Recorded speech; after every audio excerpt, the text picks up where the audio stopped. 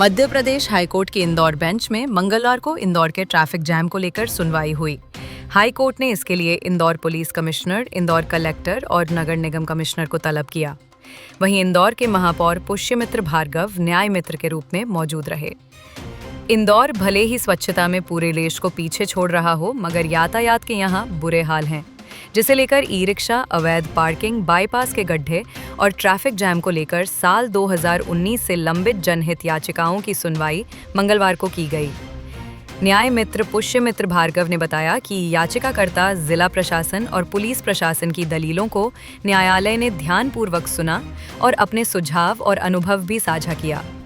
उन्होंने कहा कि लगभग 35 लाख की जनसंख्या वाले शहर में 32 लाख से ज्यादा वाहन रजिस्टर्ड हैं। ट्रैफिक रूल तोड़ने वालों के साथ सख्ती होनी चाहिए।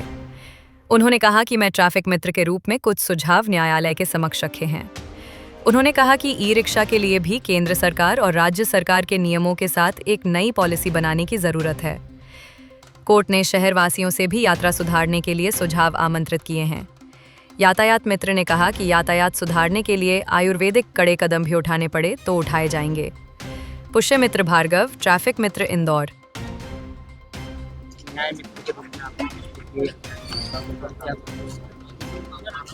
2019 से शहर के ट्रैफिक को लेकर लंबित जनहित याचिका में माननीय न्यायालय ने मुझे न्याय मित्र के रूप में कोर्ट को सहयोग करने के लिए आमंत्रित किया था।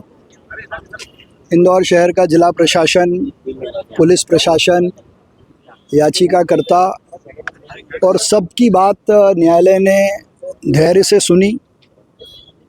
अपने भी कई सारे सुझाव और अनुभव उन्होंने साझा किए और कुल मिलाकर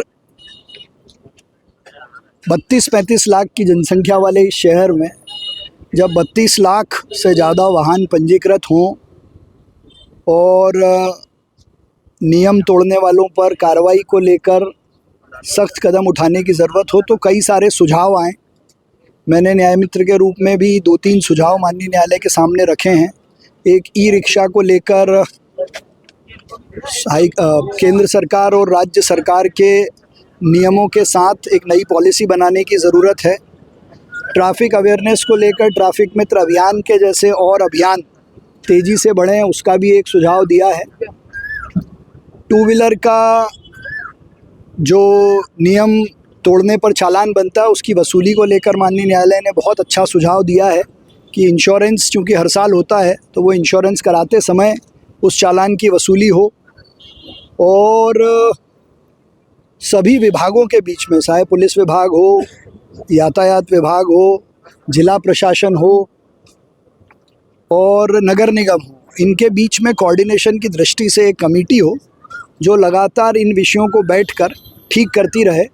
जहाँ तक इंफ्रास्ट्रक्चर का सवाल है, वो शहर में नए ब्रिज, सड़कें, मेट्रो बन रही है, लेकिन ट्रैफिक इंजीनियरिंग पे शहर के सुझाव मिले, इसको लेकर भी हमने सुझाव दिए, जिसमें हॉस्टल, कॉलेजेस और कोचिंग क्लासेस को पार्किंग को लेकर कुछ नए नियम बनाए जाएं। शहर में on street, of street parking को लेकर भी गहराई से माननीय न्यायालय ने बात सबकी सुनी है और न्यायालय ने एक बात बहुत स्पष्ट की थी कि कोर्ट ने सभी को शहर की यातायात व्यवस्था को ठीक करने के लिए सुझाव देने के लिए बुलाया है और सबके सुझाव लेकर मुझे विश्वास है कि शहर हित में कुछ अच्छे दिशा निर्देश हमको मिलेंगे। कुछ कठोर कदम भी हमको उठाने पड़ेंगे, वो भी हम उठाएंगे। शहर के कई यातायात सिग्नलों पर देखा जाता है यातायात पुलिस जवान नहीं मौजूद रहते हैं। इस विषय पर भी चर्चा हुई है, उसके दोनों ही पक्ष हैं।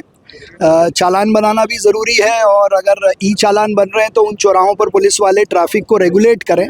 इसको लेकर भी मुझे लगता है कि कुछ दिशा निर्देश जारी होंगे। वहाँ पर किन अधिकारी को तलब किया?